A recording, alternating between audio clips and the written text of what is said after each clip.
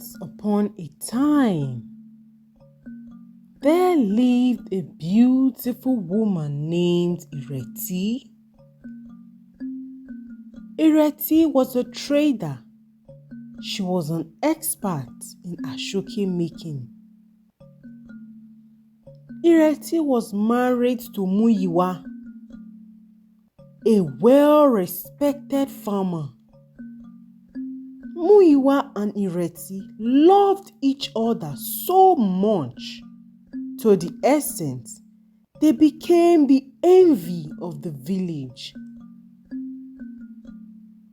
They were married for many years, but they had no child.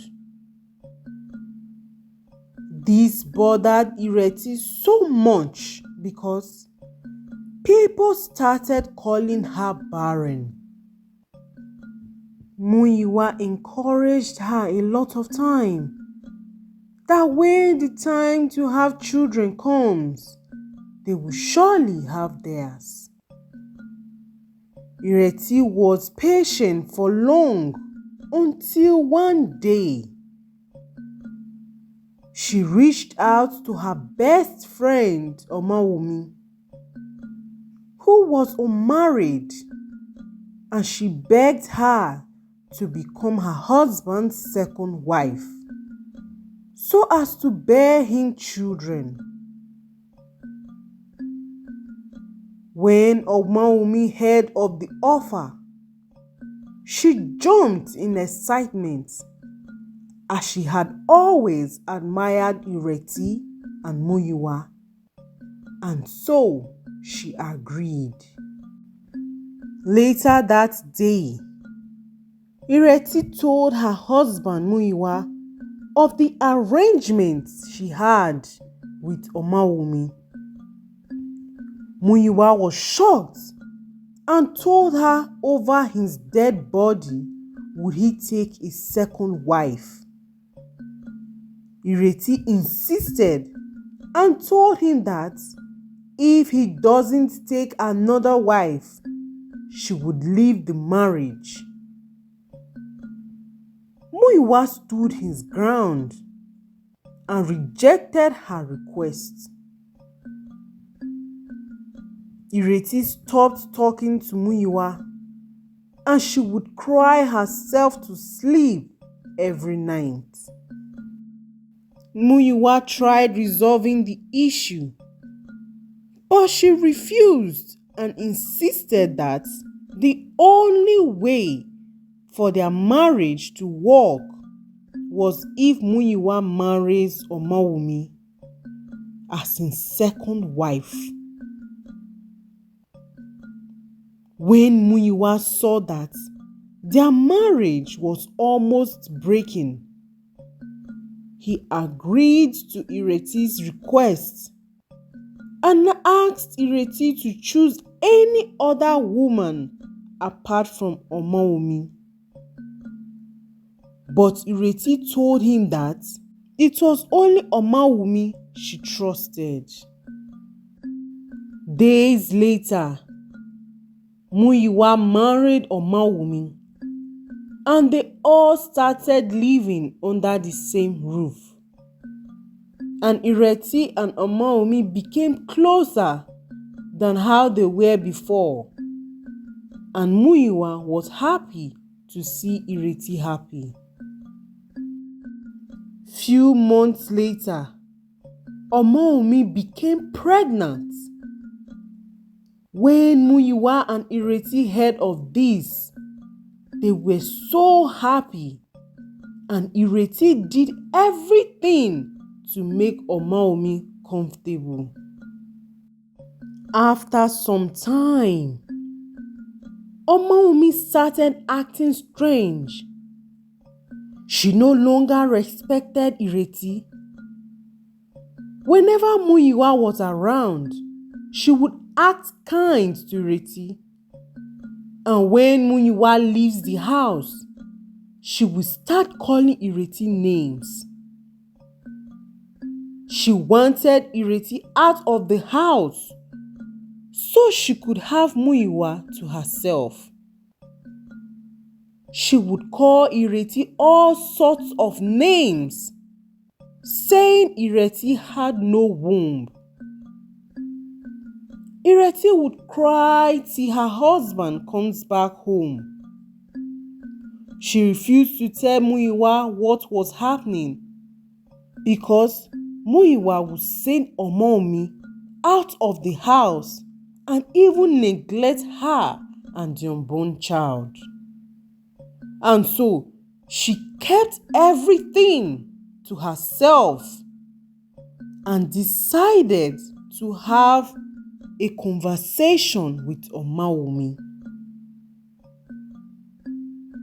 She asked Omawumi what she had done to her and what she wanted her to do.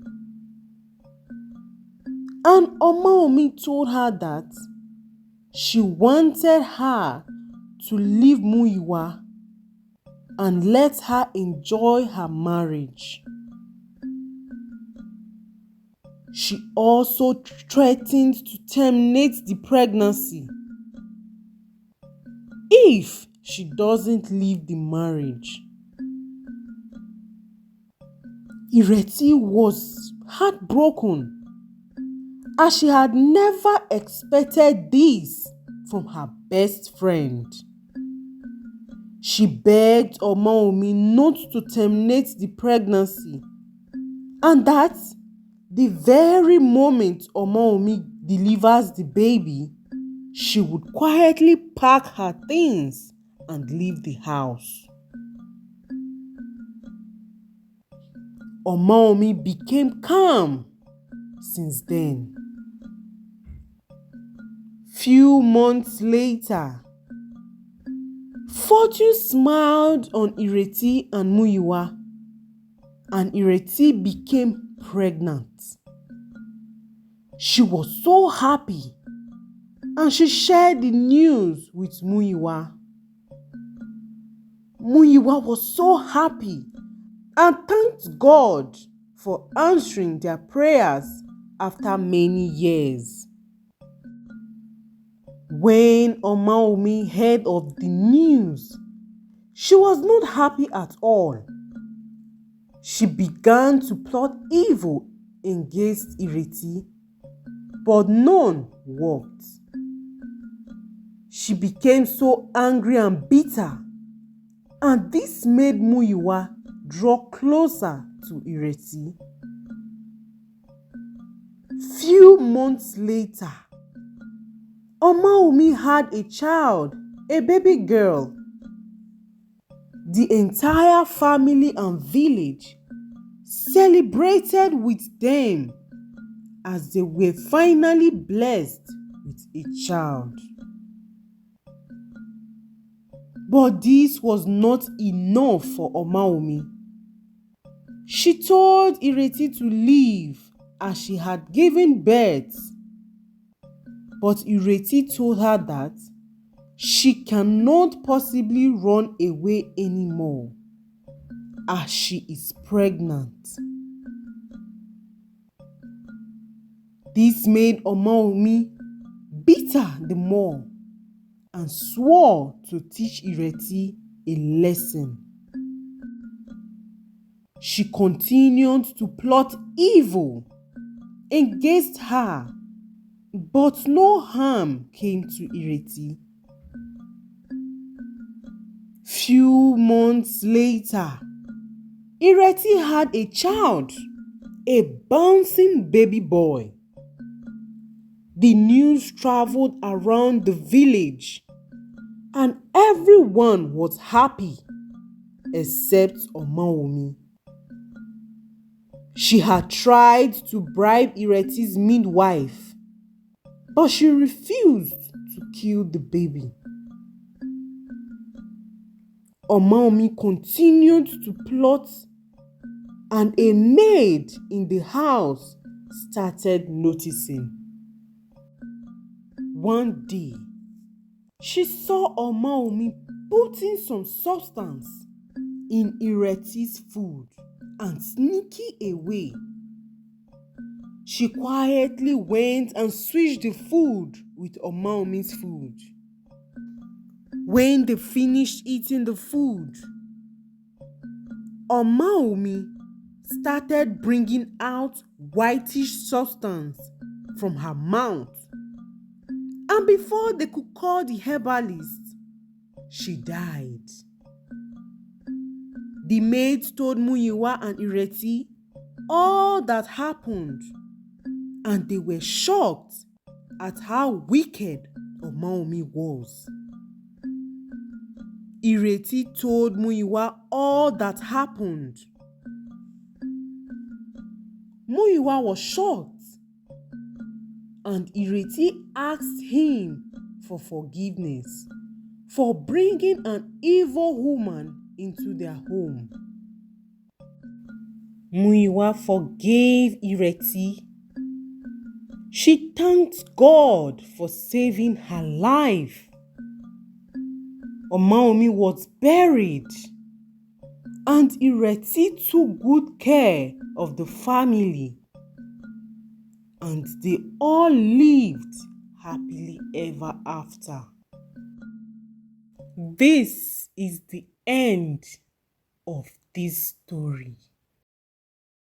Thank you for listening to this story.